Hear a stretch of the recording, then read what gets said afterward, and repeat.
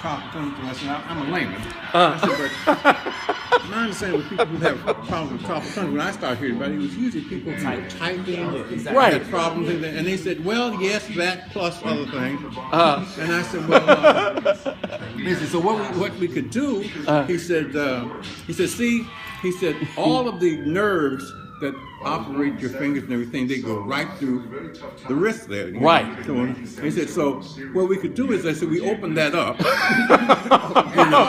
this, that, and the other, and da, da, da, da, da. And I told the guy, I said, you talking about an operation? Well, yes, it's a very small invasive. I said, whoa.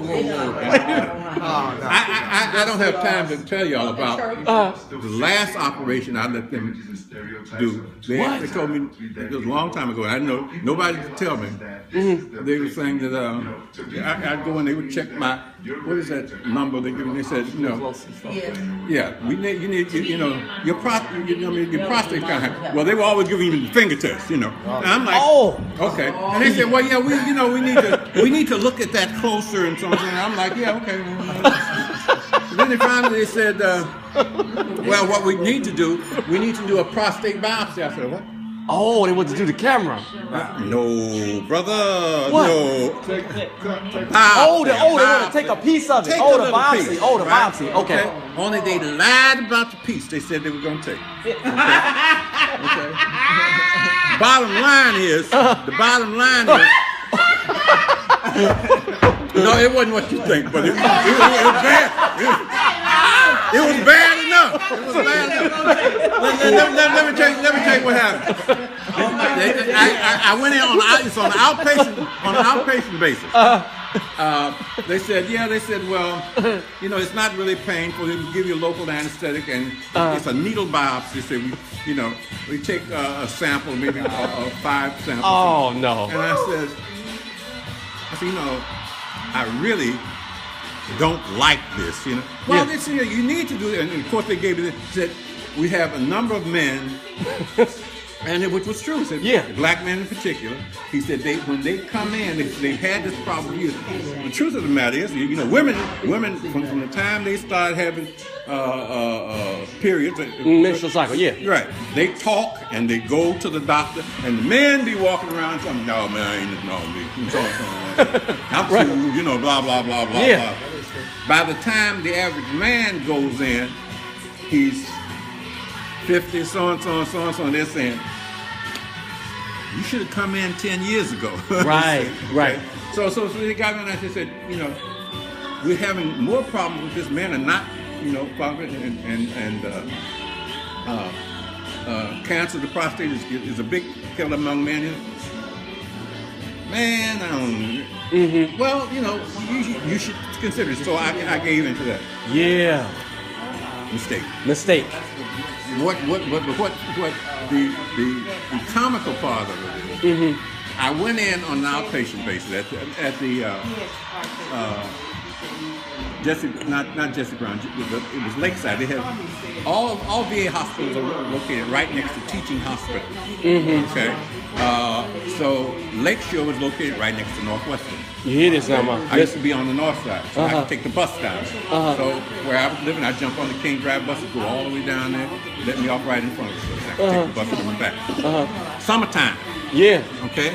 They said, you come in about 1:30, you be out of here, 2 o'clock.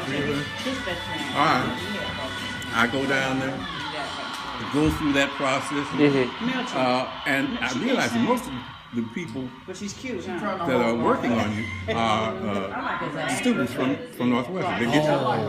That's why they put you there, so you get experience. Most of the people working on you are students at Northwestern. Right. That's the University of Chicago. That's what that's why they call it. That's what I just said. Practicing all medicine. VA hospitals are located right next to teaching hospitals, with the exception of the University of Chicago. And all the rest of them, Loyola out in Maywood, Loyola is located, the VA hospital out there in Maywood. Jesse Brown is right in the center of everything. County and University of Illinois. And And Chicago Med used to be over there. Okay, the only one that didn't have association was the University of Chicago. which, in my estimation, I tell people all the time, my mother had a situation. She went to the University of Chicago. A friend of mine went to grade school with me. She had a biopsy, a brain biopsy. I tell people, I said, if somebody tells you, Right.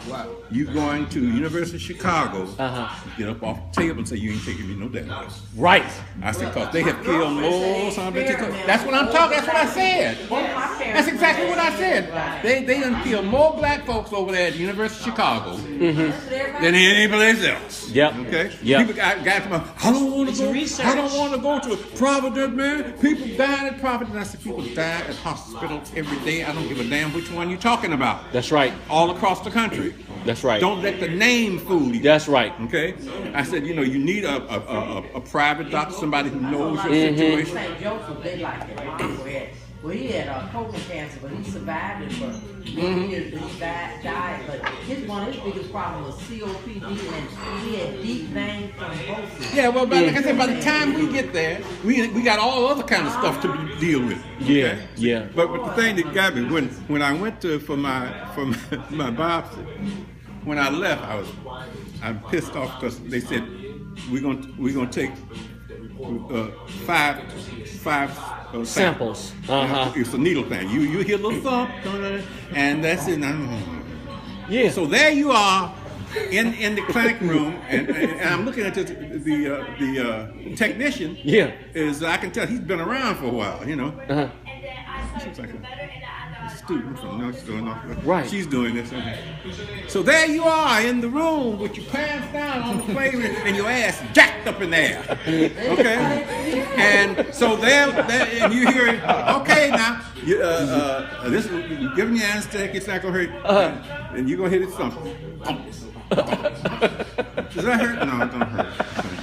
And I'm counting 1, 2, 3, 4. Ready. Okay, now we're going to do the other side. I said, the other side? The hell you mean the other side? I said, you told me it was 5 in all. Oh, no, they told you wrong. It's 5 on one side and 5 on the other. What do I do now? Say, hell no, stop? Yeah. Because you jacked up here. All right. Damn. I counted over 5. So everything is over and you can change and so forth and so on. So I'm going back to take the bus home, right? And they gave me a form. You can read this, and if you have any problems, blah, blah, blah, blah, blah. I'm sitting on the bus. Oh, no. And I'm reading this. I'm saying, wait. Summertime. I'm dressed summery, short sleeve shirt, gym shoes, and white pants. And they said, if you have any problems, so and so, if there's any pain, blah, blah, blah. If you notice any blood in your stool, and I said, blood in my stool. Blood in my stool. Ain't nobody told me I was going to come away from the bleeding. Right. I can see me now getting my black ass off this bus in these white pants, and I got a big red ass. I said, had they told me that possibility, I could have wore some dark pants. I could have stopped at Walgreens on the way and said, I want some pads so I can have, when I get over there, he told me, shit, I'm ready to whoop somebody. And so, Well, you don't know about them. so I came home, and I'm all right. Go ahead and eat and this, that, and there, so lay down, blah, blah, blah, blah. Get up. I got a year now. Oh, man. That's what I had to do with that. False alarm. Sit back down, watch TV, come back right on. Oh, man. Yep. It's good, but I can't get nothing coming out. Now I'm saying, what is going on? So then, I think about the third or fourth time, I started pushing, and I said, something tells you that is not the thing for me to Oh, do. no. So I had a buddy of mine. We went to high school together. And he had told me, I've had this operation, I've had this, I've had that. By the time I called him Sunday morning, I was like this. His name was, we called him Boy. I said, hey, this is Tom. I said, what did you tell me you did when you couldn't urinate? He said, oh, you got that problem? He said, oh yeah. He said, that's prostate. I'm like, tell me something I don't I said, what do you suppose? What is that you said you do? Oh, you got to categorize yourself.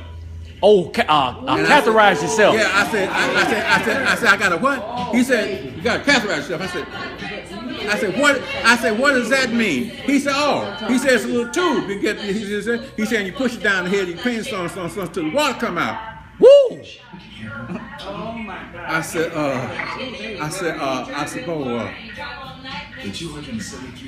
where do you get these? You know, I said, can you get them at Walgreens? He said, I don't know. They always gave them to me at the VA. Man. Okay. I said, I'm going to, I said, listen, I see you. I'm getting ready to go to Walgreens, see if I can get them. I hung up. I'm trying to put some clothes on. Next thing you know, he called me back. He said, hold on, man, I found one. I'm going to bring it to you. He brought it to me. And the thing comes in a plastic. He said, I found one. And there's some gel, because you got to lubricate that. Man.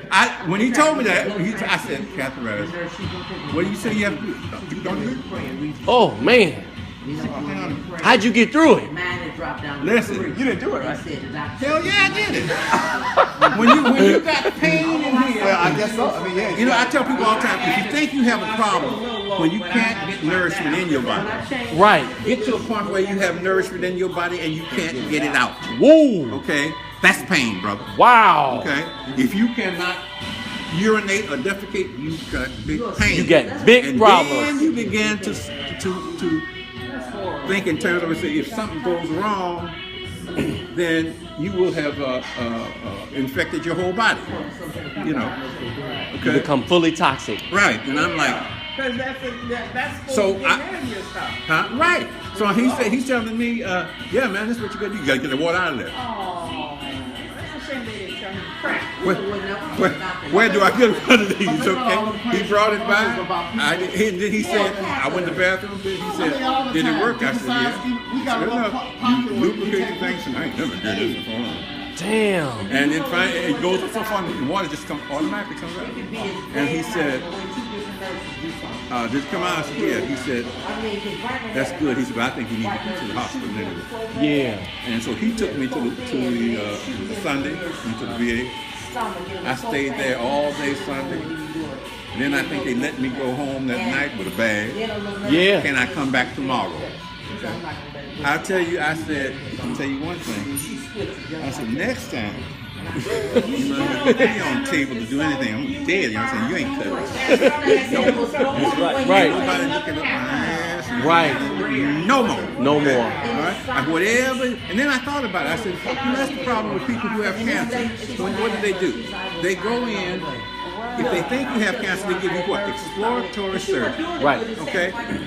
They open it up and you find out that's what you have, then they want to give you what? Chemotherapy. Right. Which is nothing but toxic. Right. I said, so now your body is fighting to do two things. Right. It's fighting to fight off the cancer, and it's fighting to close that wound that they opened up. That's right. And you're putting too much work on your body. That's right. Which means they killing you faster than you ever was gonna go. Right. See? So all they had to do was diagnose. We think you got it. Okay. If you think, what would you do other than cut me? Right. Okay. See. Man. Yeah. That's why I say our people especially we have so much belief in these doctors. Not knowing they're killing you. That's true. And listen, I was a part of the program over there. Half of the black doctors in the city, the younger came out. I used to run a program called Medical Opportunities Program. If you guy was telling me not long ago, he said, man, I didn't know your father worked for the University of Illinois. I said, my father. He said, yeah. He said that they have this seminar out at Johnny Coleman's church. Second Tuesday of the month. He said the doctors be talking about, all the different things. He said, and I heard him talking about your father. I said, my father. He said, yeah. He said, did he graduate the University of Illinois? I said, no. He said, would he work at the University of Illinois? I said, no. He said, man, there's a guy out there who talks all the time about if you want to go to med school, you want somebody to show you how to get in med school, blah, blah, blah. Most of us here got to med school. Find Tom Dedrick. And I'm in a club with him. He said, I heard him talking about your father. I said, man, he wasn't talking about my father. He was talking about me. Right. He said, I said, yeah, I ran the program. and was instrumental. But so it put you over there in the hospital, okay, and you began to see a lot of. So I said.